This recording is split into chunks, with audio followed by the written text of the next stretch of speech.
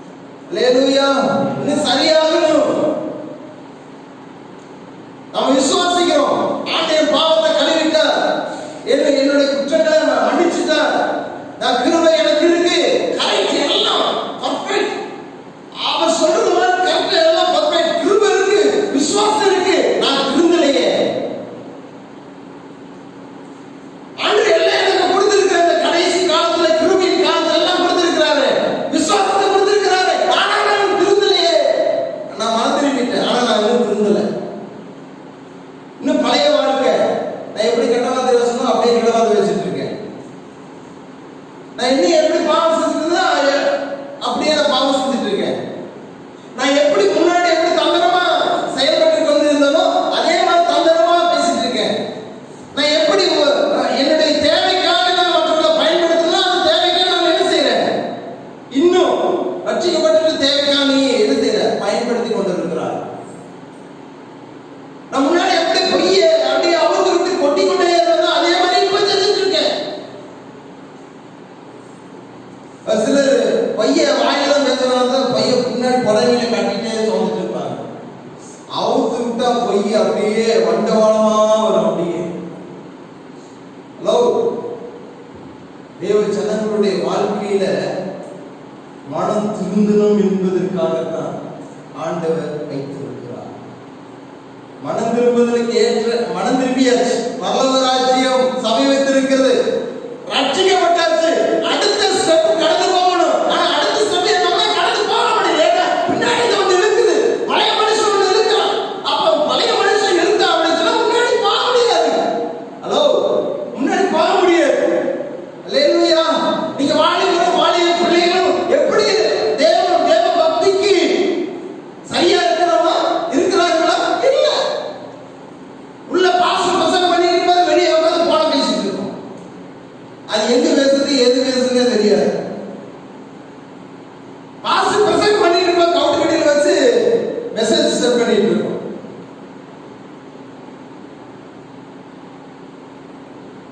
இன்னைக்கு இன்றைய காலகட்டத்தில் பக்தி குறைவுபட்டு விட்டது.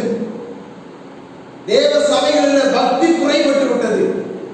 நான் எப்பொழுது நான் திருந்துகிறதுக்கு என்னை ஒப்புக் கொடுக்கிறேனோ, என்னை நானே சரி செய்து கொள்கிறேனோ, அப்பொழுதுதான் நான் இன்னொரு படி நான் முன்னேறி செல்கிறேன் என்கிறதுக்கு அர்த்தம். ஆமென். அல்லேலூயா. தகுதி அப்படிங்கிறது நான் வாழ்கிற வாழ்க்கைக்கு தேவன் கொடுக்கிற பரிசு.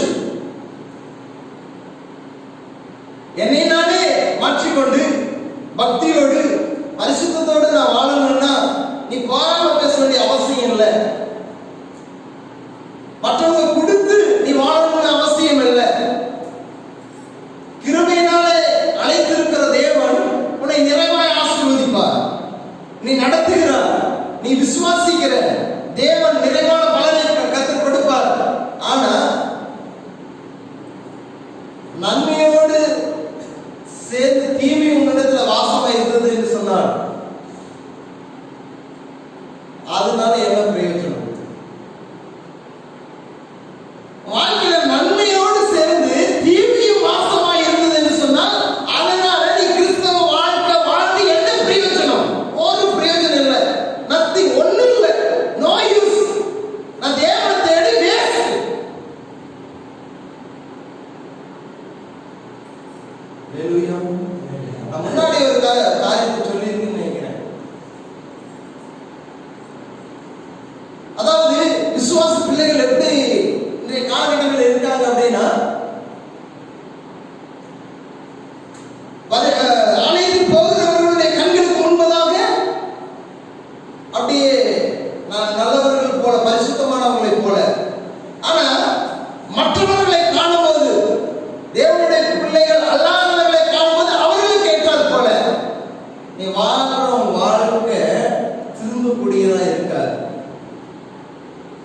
நீ தேவ ஊழியர்களை ஏமாற்ற, தேவனுடைய பிள்ளைகளை ஏமாற்ற சொல்லிட்டு உன்னை நீ என்ன செய்து கொள்கிறாய்? ஏமாற்றிக் கொள்கிறாய். அதனால ஒரு பிரயோஜனம் இல்லை. ஒரு விலங்கு, அந்த விலங்கு எப்படி தெரியுங்களா? அந்த விலங்கு எதிராளி வந்து தாக்க வரும் பொழுது அது அப்படியே சுருண்டு படுத்து பாடியில ஒரு விதமான ரசாயனத்தை வெளியாக்குமா. அதாவது அழுகி போன ஸ்மெல் அடிக்கக்கூடியதான ஒரு ரசாயனத்தை வெளியாக்குமா அந்த மிருகம். அப்போ அடித்து சாப்பிட்டு விடலாம் என்று சொல்லி தாக்கு வரக்கூடியதான அந்த மிருகம் அந்த மிருகத்தை ஸ்மெல் பண்ண வருமா. இது எப்படி இருக்குமா, அப்படியே செத்தது மாதிரி அப்படியே படுத்து கிடக்குமா. படுத்துட்டு பாடியில ஒரு விதமான கெமிக்கலை வெளியாகுமா. அந்த ஸ்மெல் வந்து ரொம்ப செத்து போய் அழுகி போன ஸ்மெல் அடிக்குமா. இந்த எதிராளி வந்து அப்படியே அதைய மோப்பமிட்டு ஐயோ செத்து போச்சு, அழுகி போச்சு, ரொம்ப நாள் ஆச்சு போல அப்படின்னு சொல்லிட்டு இப்படி சாப்பிடாம திரும்ப போயிடும்.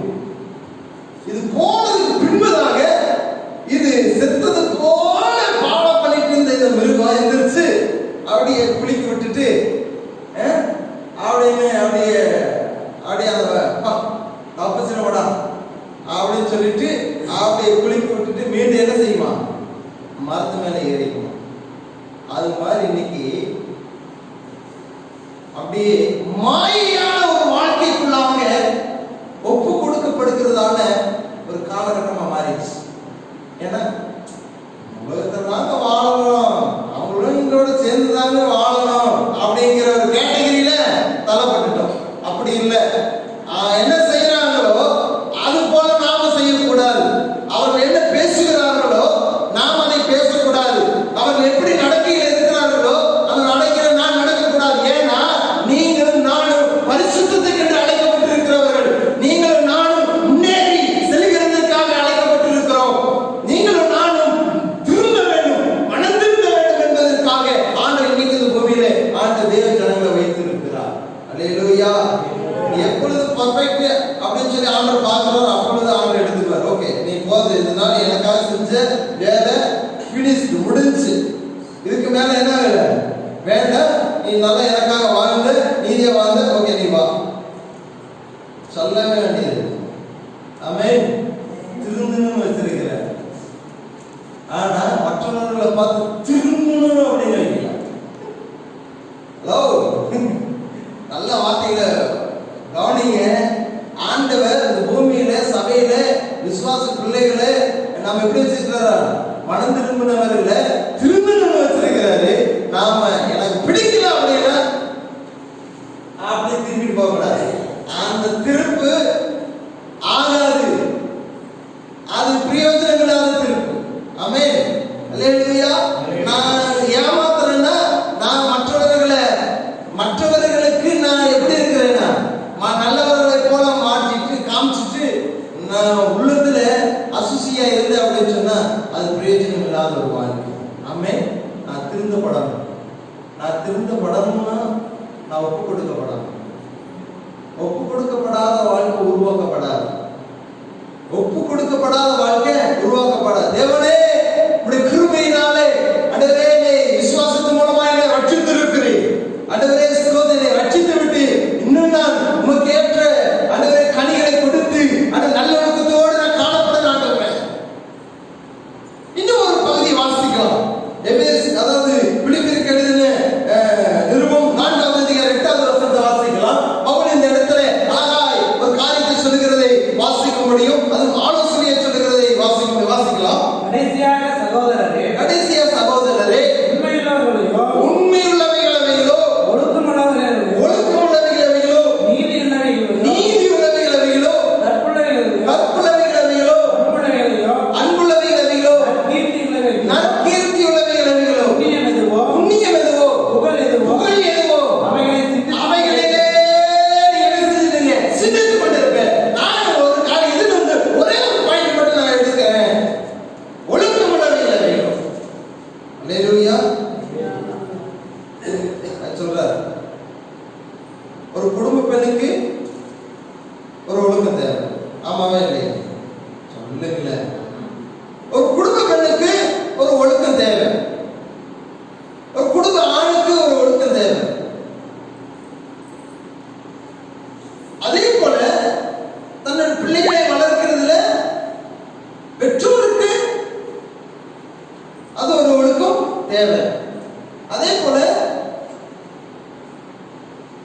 பிள்ளைகளுக்கு ஒரு ஒழுக்கம் தேவை. இது பாருங்க, பிள்ளைகள் தப்பு செய்யும் போது பெற்றோர்கள் கண்டிக்கணும்.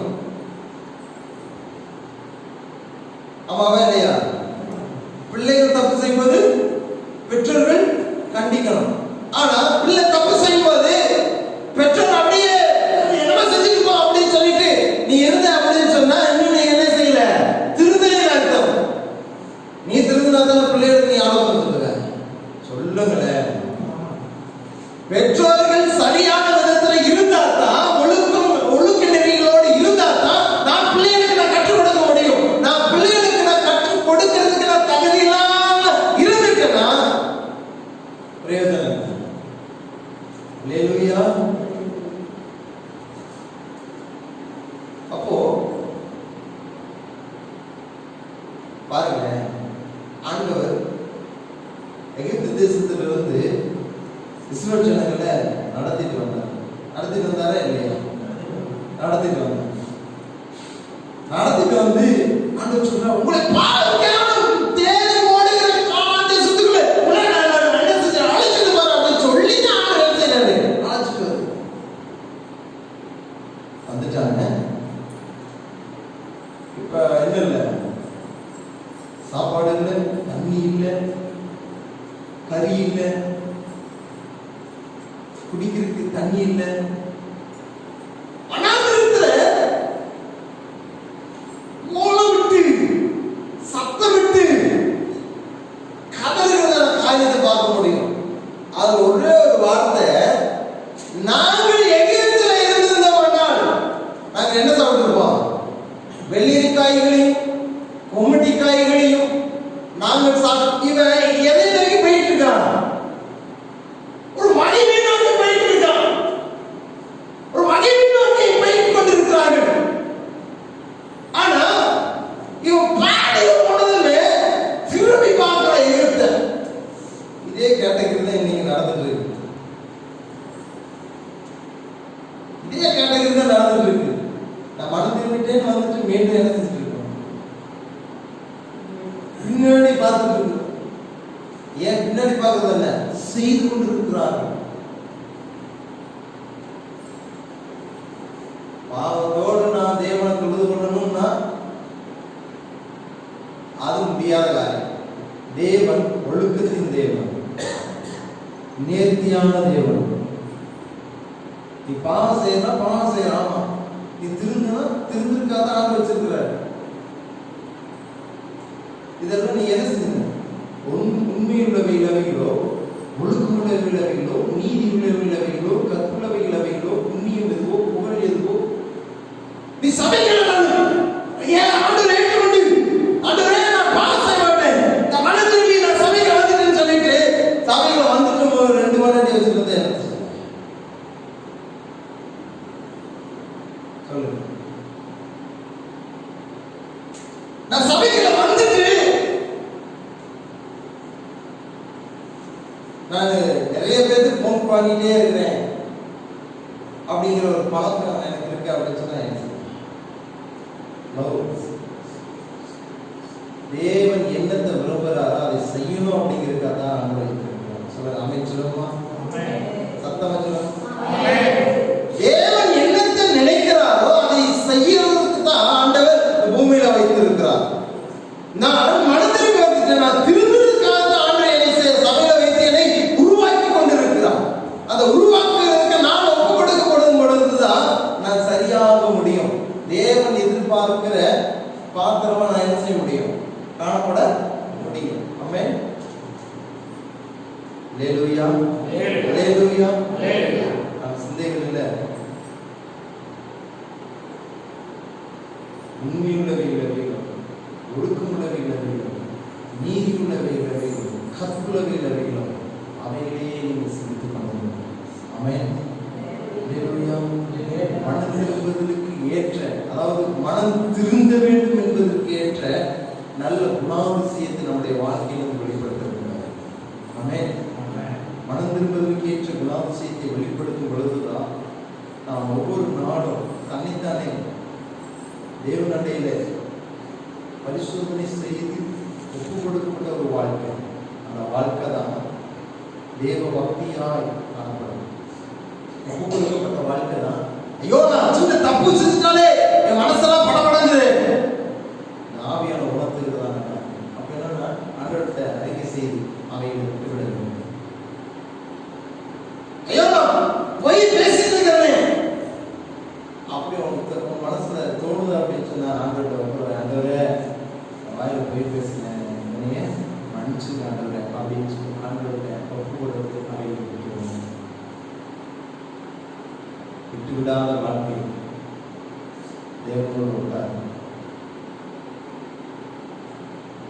உன்னை விட்டு தூரம் போகாத பாவம் உன்னை தேவன் அண்டையிலே சேர்க்காது.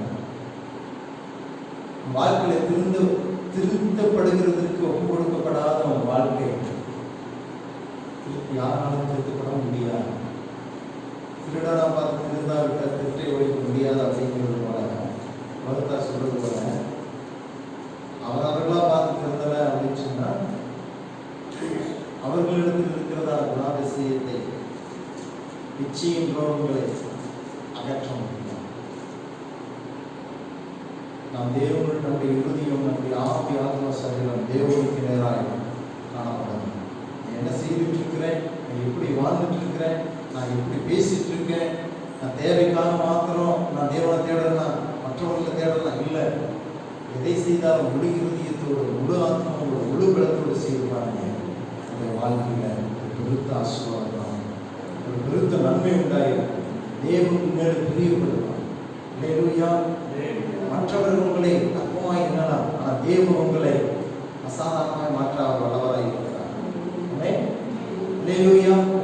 மற்றவர்களை அற்பமாய் எண்ணலாம் உங்களை, ஆனால் தேவன் உங்களை அசாதாரணமாய் மாற்றுவார். அதுக்கு நான் தகுதியாகும். நான் திருந்துகிறது என்னை நான் ஒப்புக்கொடுக்கணும். நான் ரட்சிக்கப்பட்டு நான் ஆலயத்துக்கு போறேன் அப்படிங்கிறத பரவாயில்ல போக முடியாது. நல்லா புரிஞ்சுக்கணும். நான் ரட்சிக்கப்பட்டுட்டேன், நான் ஆலயத்துக்கு வர்றேன், நான் காணிக்க போறேன், ரசமா செலுத்துறேன், நான் ஆராதனை